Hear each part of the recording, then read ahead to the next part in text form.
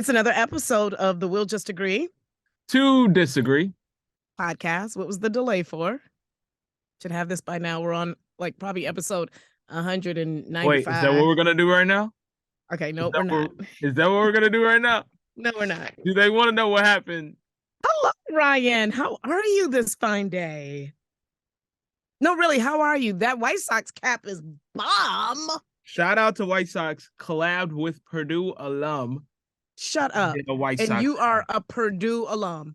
How cool is that?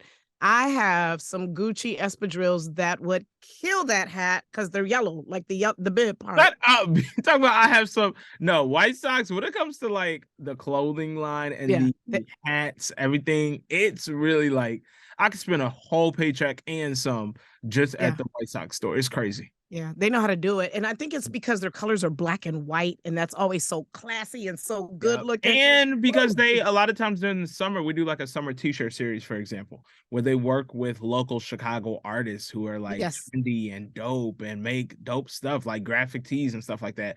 But no, this hat goes crazy. Like that hat is just, that's dope. Beyonce, what are some trending stories that we're going to talk about today? Yeah, so we're just gonna, off the dome, just talk about things that are happening right now. One thing is we know that there are certain governors in certain states that are banning books. And I'm a nerd. And I love education, and I'm an advocate for education. In my opinion, a book should never be banned because a book, in my opinion, is basically freedom of speech, but you're writing it on paper. So therefore, you can never take away knowledge and people's ability to be able to pick up something and read. And I am so happy that just recently, Governor J.B. Pritzker signed into law banning of books. So here in Illinois, you can't go in a library and ban a book. And I am so happy he did that. And I'm sure teachers across the world are happy too. But I will say this, let me throw this in. I will say this. There are certain reading materials that are not appropriate for children. I am like gung-ho on that. Like, I wouldn't want a child walking into a library and reading some adult material. You know what I mean? So there are some restrictions, if you will, but just to be banning books because it's talking about the LGBTQ plus community, or it's talking about racism, or it's talking about Black history. No, you can't ban. Well, that was my question that I was going to ask you. I didn't know if you knew the examples, but what were some of the books and what was the reasoning behind banning the books? Basically, a lot is inappropriate material for children. We live in a society now where you have to accept people no matter what their color, no matter what their sexual orientation. And they were saying that some of these books were not appropriate for children to read about gender identity and the LGBTQ community. So I'm just like, wow. Age appropriate? Yes, I agree with all of that. Yeah. A child who's 5 and 6 shouldn't probably be reading a book that's appropriate for a teenager. A teenager probably shouldn't be reading certain things that's appropriate for a 35-year-old. But to just be banning books because there's some underlying issues? No. Well, I haven't read in years anyway, so they can ban all the books they really want. I don't read, so You're just kidding, Ryan. You're just kidding. Please don't say that. Last book I read was definitely in college, which was like 6+ years ago, 7 years ago, 8 years ago. And that was because it was college. I can't tell you the last time I have sat down and read a book out of fun. Okay, well, I'm gonna need you to do that because it just keeps your mind going, and I don't know. I don't know, to be honest, like it relaxes you. Growing up when I was younger, I used to read books. Like my mom as a teacher would have us in like, the reading camps and all that in the summer and the book clubs. And I did like it back then. I don't know what point, I guess like middle school, junior high, I hit that age of like, why am I reading for fun? And I personally have just never been one of those people that are like, I'm going to get into this good book and wait to read this series. I just was never that person. Wow, okay. Well, I Yeah. love it. I especially love nonfiction because I like to really learn when I'm reading. It's one thing to read a book that's fiction and you can escape and your mind can go whatever and you can relax and pretend like you're in another world, but I like to learn. So I have books on my phone, I have books on my iPad, I have books on my computer. Call me a nerd, but I love to read and I have like a little mini library in my home. It's super mini, I read The but Shade it's Room. what are we talking about as far as the trending topics today? What are some of your trending topics that you wanted to bring up? Well, one thing is kind of Shade sad. Room is not a book. I read blogs. Unfortunately, though, Blogs DC, are good. yeah, see, DC Young Fly though, his girlfriend, mom of his kids, Jackie O, unfortunately passed Mm, away. That's been a big trending story. But the main thing that I wanted to touch on is that they recently had her funeral, and a clip went viral of DC Young Fly speaking at the funeral, and I was mm. so taken aback. And I remember we played it on air, and everybody in this room, when we mic'd back up after playing the clip, was kind of, we were at a loss for words because Mm, one thing about Jackie O, God rest her, like may she rest in peace, and DC Young Fly, if you follow them on social media, if you follow their career, they are yeah, they believe, they are very faith based. They're always talking about that. Zach Boog and comedian Corey Bell were telling us how, like, before he goes out on the show, he kneels down on his knee and he prays. yeah. Very, strong believers. And in his speech, with the calmness, he was just saying how, like, we gonna be okay. And he was looking at his kids and he was like, we believe in God, right? And he's like, we gonna Oh, be good. And he was like, yeah. it's tough, yes. Are we hurt? Yes. But are we gonna be good? Yes. Because we pray and we know that God, and I was just so taken aback by that. I'm gonna be honest. At first, I did not like that video got put out because I felt like that was an intimate time at the funeral, that it didn't look like a professional camera took it. It kind of looked like somebody took it and posted that one little clip. But then I Mhm. was okay because I don't know if DC Young Fly, and God forbid he's watching this. I hope he would watch this and know, like, how inspirational that one clip that got put out was. And we all said when we got back on mic, like, we could be arguing and stressing over the most littlest of things that will drive us crazy. And someone who just lost his longtime girlfriend, the mother of his kids, Mm, standing up before an audience saying, we gonna be good because we know who got us, and looking at the kids, mm. we're gonna be good, right? The way he exercised his faith, I commend him, but I also thank him because it was so inspirational. Yeah. Yeah, gosh, rest in peace. It's just so sad the manner in which, she left. But if you have faith, the size of a mustard seed, and you believe, you're gonna get through that thing, like Yeah. for real. Time heals all wounds. And I mean the hurt is still there. It's immense. Hmm. And but when you're a believer, it just makes it all the better and just a little easier because Hmm. you have that understanding of what's really happening.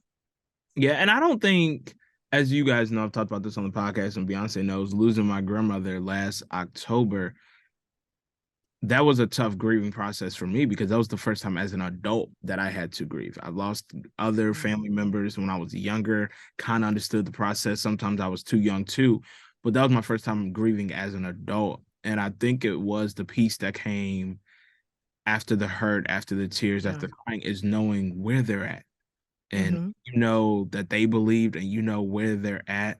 That is the peace of mind that I think I was able to dwell in. Yeah. And I think, Absolutely. Same. yeah, yeah. And I think I Same. saw that in DC Young Fly, is that he knew, like, she good. We gonna be good. Yeah. Yeah. Wow. That's a Yeah. good word and So very that was a big encouraging. So I'm glad trending. whoever video taped it did it because that look how it impacted you. Look how it Yeah, impacts yeah. the rest of the people. So somebody took something away from that. So thankful that that person had their phone out No, and took absolutely. Because video. it's crazy how you think life is the worst, this and that, this, that. We can be freaking out, but here he is, just lost her, and it still got a smile on his face. Like, we gonna be good. Wow. Wow. Yeah.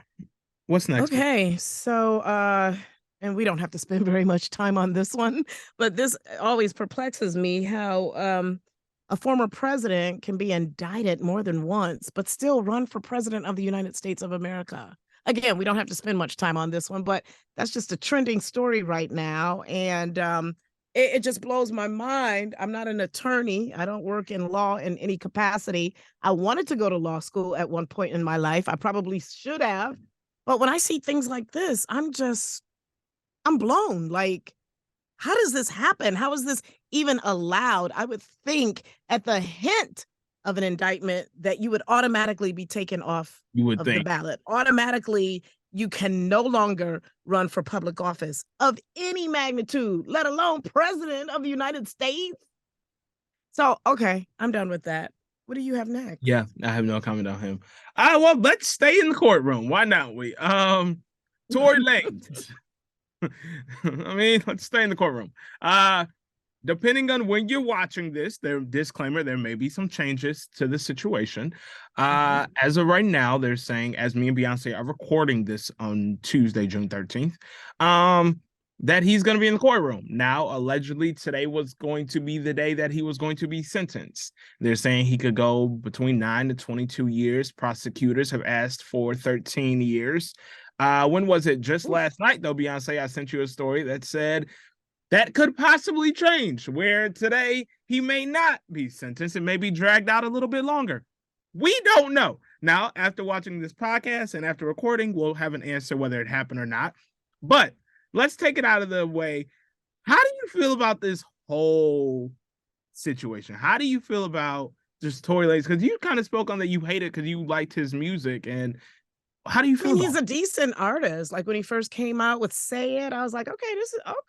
He's decent. And then wasn't he at one of the WGCI Big Jams a couple years ago? Yeah, Summer Jam, I believe. I think it was. Yeah, it was either Summer Jam or Big Jam. Yeah, at the United Center, and his set was actually good. I was like entertained and I enjoyed it. And I'm not saying he's the greatest singer or the greatest rapper, but he's a talented dude. He can sing, he can rap, and he's got quality product.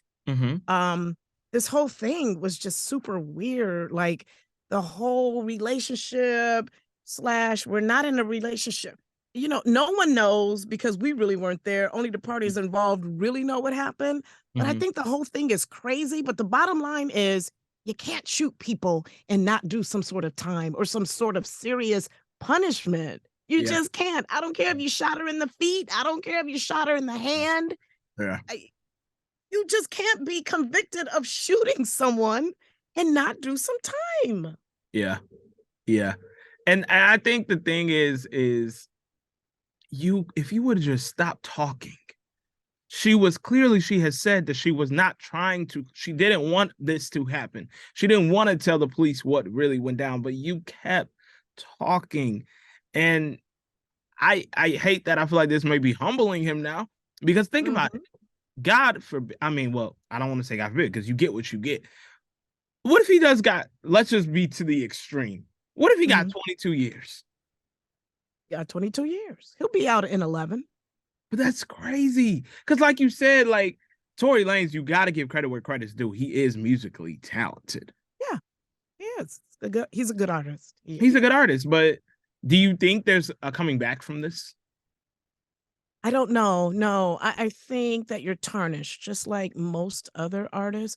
Not to bring up other artists' names, but Trey Songz has been in some problems lately, and people still will love you, but then it does kind of bring your reputation down. I mean, come on, R. Kelly, a documentary can destroy you. You're tarnished. You get tarnished.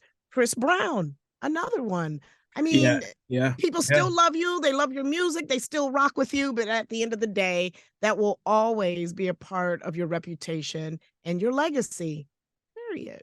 Yeah. And it's almost like no matter, Chris Brown could have a fire song, but still somehow we bring up the incident he had. Always. R. Kelly, we're always going to bring up the incident. Nowadays, we can't talk about Trey Songz now without another incident. That was actually one of my stories on my trending topics, that another woman has come out filing a lawsuit against, I think, for 10 million, maybe. Correct me if I'm wrong.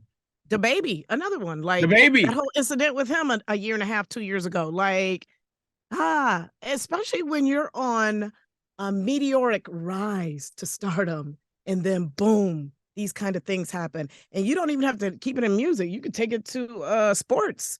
Ja Morant, I mean, with the whole gun situation, and it's It's just a always gonna lot. be, unfortunately, attached to your brand. If it's in that level of significance, there may be some things you can do and we may forget about it, move on, because we all are gonna make mistakes. We're human. It's just they're humans on a higher platform, if you want to say. Absolutely. But we're all gonna make mistakes. It's just some make pretty big ones, like shooting somebody.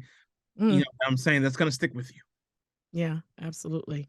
One more real quick. Okay. Black bears are being spotted in places they shouldn't be spotted. One here locally in the suburb of Gurnee, which is like northwest as you go towards Milwaukee. Doing what? Outside of a mall, the big Gurnee Mills outlet mall, a black bear, sir. And then said bear, they're assuming it's the same bear, could have been another one, was found on a back porch of a resident in the north suburbs. And then just the other day at the beach in Florida, all of a sudden a black bear comes out of the water. What? That tells me that there is something wrong with our ecosystem.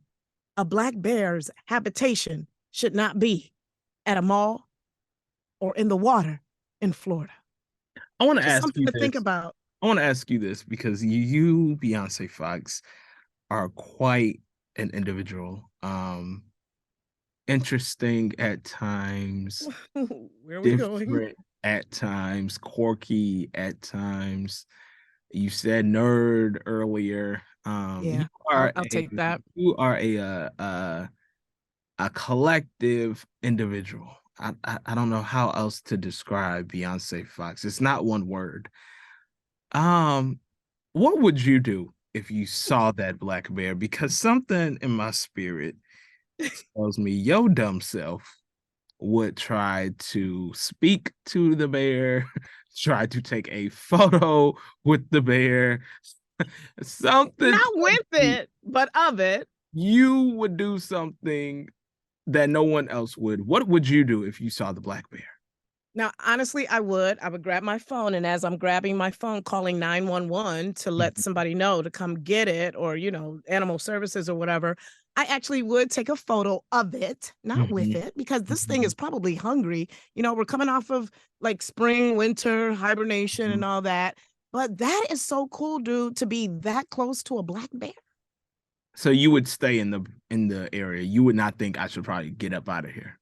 No, if I'm in my house looking at it through the glass, yeah, no, I'd be taking photos of it. Like you said, until 911 showed up, I'm good. And yes, I would probably talk to it, because when you're calm and, they can sense when you're scared and frightful. But when you're calm, I'd be like, so little black bear, what are you doing here? Where did you come from? Where's your mommy? Yes, I would. But I'd be careful. Heck no. That's a wrap. So I'm just concerned, we're talking about global warming and this and that with our environment. I'm concerned that black bears are in places they shouldn't be. Our environment is all messed up. It really is. We are messed up. It really is. And then somewhere, I forget the location, but thousands of fish were dead on the shore. Can you imagine Texas. Can you imagine the stench? 12,000. They're saying 12,000 fish were up on the shore at a beach in Texas. Yeah. So again, something is wrong with that. That's not the way nature should be. All right, listen. I'm gonna have to. Kind of creepy. Yeah, I'm gonna have to read up on that. Well, you read and let me know. Give me a quick notes. All right, Beyonce, where can they follow you at, B? Beyonce Fox everywhere: TikTok, Instagram, Facebook, Twitter, all of it at Beyonce Fox. And you? Follow me at Ryan Media Lee. Make sure to subscribe and follow us, guys, at We'll Just Agree to Disagree. And if you missed our last episode, shout out to Major. We had him on. It was a great episode talking about his new EP. Major read my whole entire life. Love him. No, but shout out to Major for coming on. So if you guys missed that, you can check it out on YouTube or the iHeartRadio app as well. Beyonce, we're getting up out of here. Yes, we are. Deuces.